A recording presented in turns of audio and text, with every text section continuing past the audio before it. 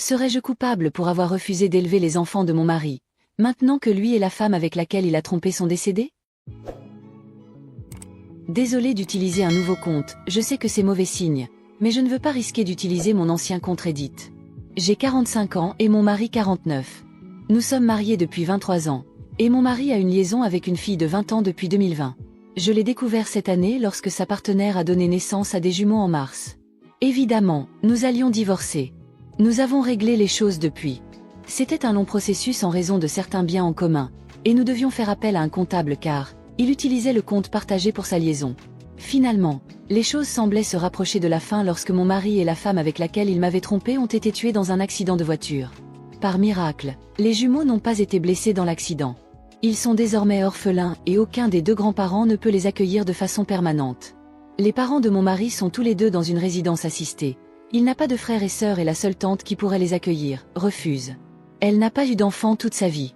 Du côté de la femme, je ne suis pas sur des détails exacts, mais ses parents ne peuvent pas non plus s'impliquer à long terme et sa seule sœur vit à l'étranger. Comme nous étions encore mariés et qu'il n'avait pas mis à jour son testament, tous ses biens devaient être transmis à moi et à nos deux enfants. Je ne suis pas assez insensible pour laisser ces bébés sans rien. J'ai donc accepté de laisser à celui qui est leur tuteur légal le solde restant du compte partagé. Environ 25 000 $ d'économie. Le problème, c'est que personne ne veut les accueillir. Maintenant, mes beaux-parents font pression sur moi pour que je les accueille et les élève. Le problème, c'est que je ne veux pas. Pas du tout.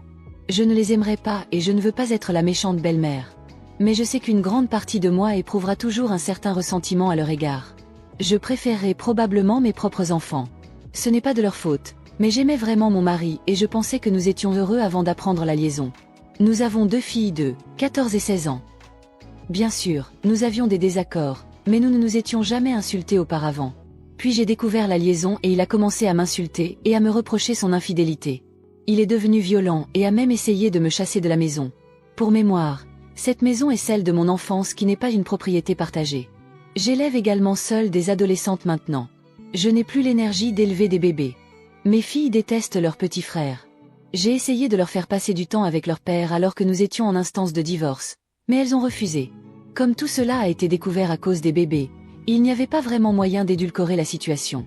La plupart de mes amis sont d'accord pour dire que ce n'est pas à moi de m'occuper de ces enfants, mais mes beaux-parents, les parents de la femme infidèle et ma mère veulent que je les élève.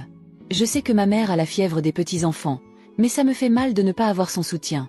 Je dois prendre une décision d'ici la semaine prochaine, sinon les garçons seront placés en famille d'accueil.